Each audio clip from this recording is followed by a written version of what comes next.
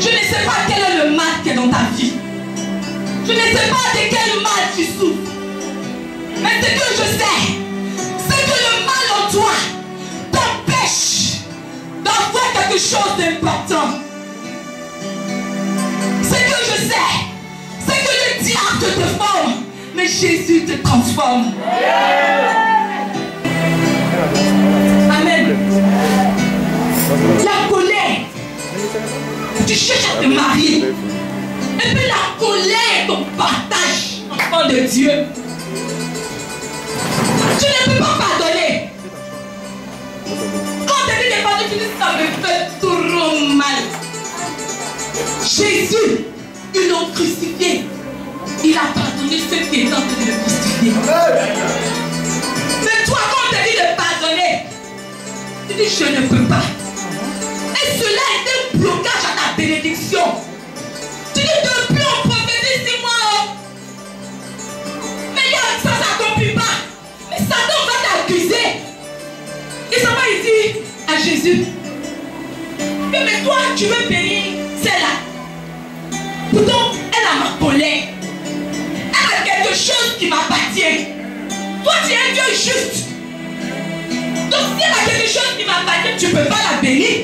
Toi-même tu sais. Parce que Satan il parcourt la terre. Et puis il cherche. On est chrétiens. Il y a des chrétiens qui sont avares. Et puis quand on parle de travail, je veux travailler, oh, je veux travailler. Mais le travail que tu dois avoir là, c'est pour nourrir ta famille. Le travail que tu dois avoir là, c'est pour contribuer aux choses de l'église. Quel travail tu cherches dans l'avarice? Parle. Dis tout. Dis-moi quel est le travail que tu cherches dans l'avarice. Jésus ne bénit pas ceux qui sont avares. Tu es avare depuis longtemps, tu as construit quoi? On est chrétien. Et puis la jalousie. Quand tu vois ta camarade qui est mariée, ton cœur bat, ton cœur a mal. Tu dis, hey, moi-même j'ai chié à l'église ou bien, oh, depuis là je veux me marier. Je n'arrive pas à me marier. Pourquoi? Parce que tu regardes ta camarade. Quand on se marie là, c'est pour honorer Jésus-Christ de Nazareth. Quand moi je voulais me marier, j'ai l'habitude de dire au Seigneur que moi je n'ai pas prié pour mariage. Mariage on se met et puis on prie, Seigneur, donne-moi un homme. Jésus, donne-moi un homme. Je n'ai pas fait ça. Dieu a regardé l'état de mon cœur.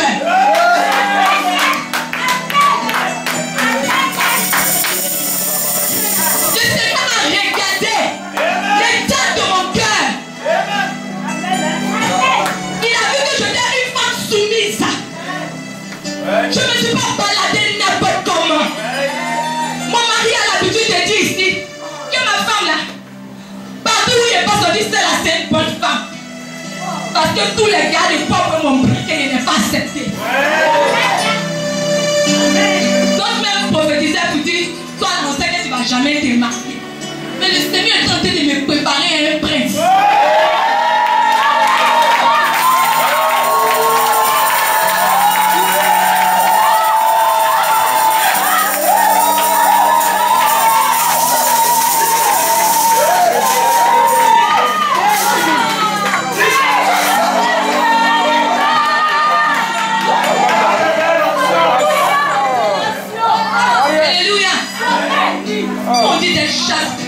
Problème.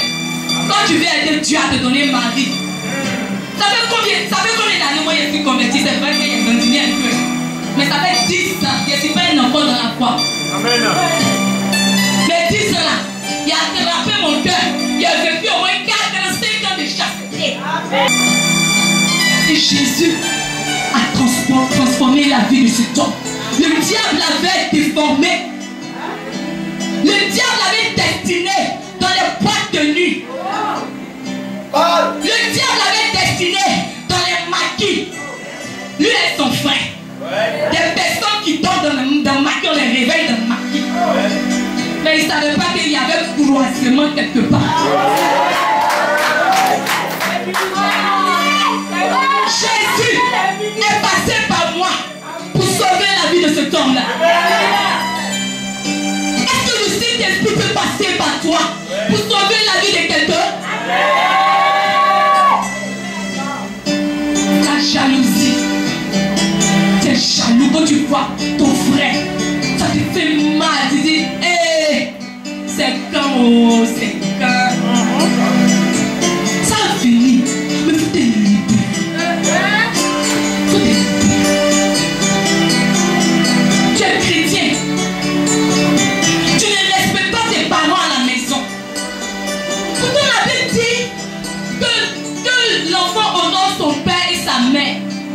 Mais quand ton papa a mal aimé, quand ta maman a mal, c'est une malédiction pour toi. Même s'il n'ouvre pas sa bouche pour te dire, c'est une malédiction pour toi. Dis un jour. La Bible dit que la femme, un jour, elle a entendu parler de Jésus. Elle a entendu parler de celui qui a réveillé Lazare. Elle a entendu parler de cet homme qui a libéré ce malade depuis 38 ans. Elle a entendu parler de celui qui a réveillé la fille de Jairus. Elle a entendu parler de celui qui a ouvert les yeux de Bartimée. Elle a entendu parler de celui qui n'a pas resté dans le tombeau, mais il a ressuscité. Elle a entendu parler, comme tu entends parler aujourd'hui, comme tu entends parler des serviteurs de Dieu. La Bible dit que cette femme a entendu parler. Immédiatement, cette femme a décidé d'aller vers Jésus. Elle dit, j'ai gaspillé mon argent. Et puis en plus de sa souffrance, Satan l'a ruiné. Parce que c'est toutes ses économies. Elle avait dépensé pour se faire soigner. Elle dit, j'ai gaspillé mon argent dans les féticheurs. J'ai gaspillé mon argent chez les marabouts. J'ai gaspillé mon argent chez les devins. J'ai gaspillé mon argent chez les sorciers, pensant avoir la guérison. Mais je n'ai pas eu la guérison. Et on me dit qu'il y a un homme qui est en train de passer. Il s'en fout de son argent. Parce que la Bible dit que l'or et l'argent